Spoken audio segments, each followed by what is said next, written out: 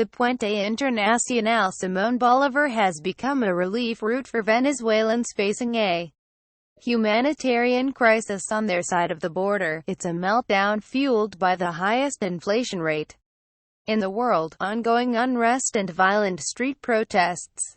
The crisis has been years in the making. The oil revenue that fueled the country's economy under late President Hugo Chavez has dwindled due to falling oil prices, and the massive state subsidies of the Chavez era have become.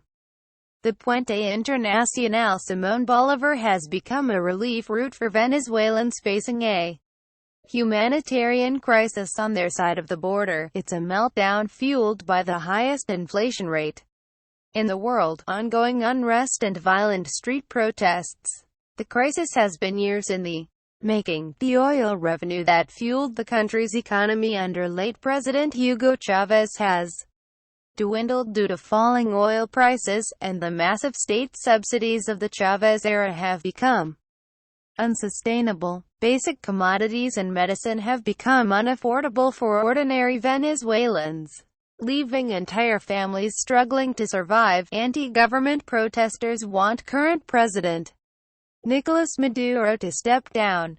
Maduro, meanwhile, has sent the Venezuelan military onto the streets to maintain order. His opponents accuse him of subverting democracy and stifling opposition.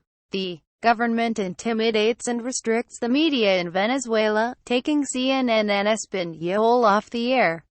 It also tightly controls visas for foreign journalists, chocolate milk and toilet paper each day. The bridge to Colombia sees a steady stream of people, a mix of young and old, alone and in family groups, cross back and forth looking for basic supplies. Most are carrying empty suitcases or a handful of plastic bags as they cross into Colombia. On the return trip, the bags brim with goods they can't get at home. The air is humid and dusty at the same time. The bridge is flanked by lush palm trees as it leads to a patch of land teeming with makeshift storefronts, mini supermarkets and currency conversion shops. As the road opens into the border town of Cucuta, young women pass out yellow sale flyers to entering Venezuelans.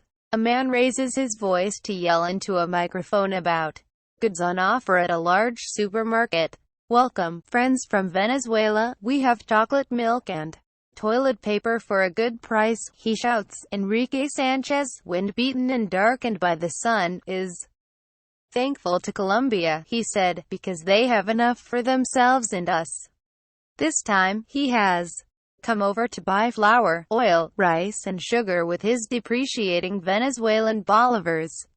He makes the hour-long journey from San Cristobal every 2 days to keep his family of 8 fed during the crisis. "Unfortunately, in Venezuela, there is no food. That's the reality," he said, before walking back towards the crossing. A young mother, Hennessy Quishin, is lugging diapers back to her home in San Cristobal using her worn-out stroller as a shopping cart.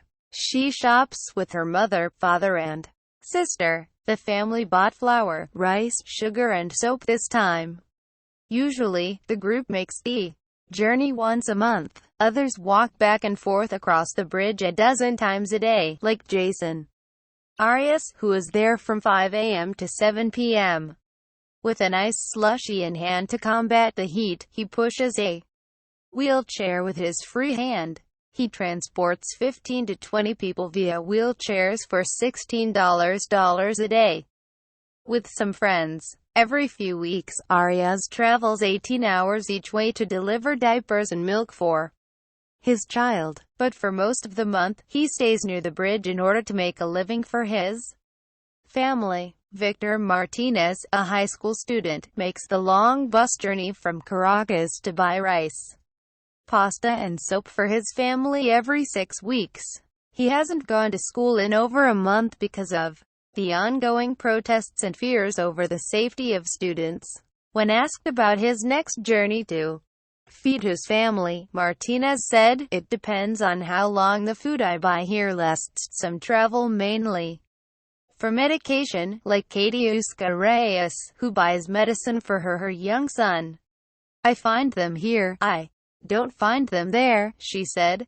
She also fills her black plastic bags with feminine products, rice, diapers and milk.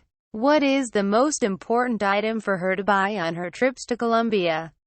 In reality, everything, she said, and as people flow back into Venezuela, one man shouts, "Viva Maduro!" A short distance away another man yells to no one, "I dare Maduro to come down here."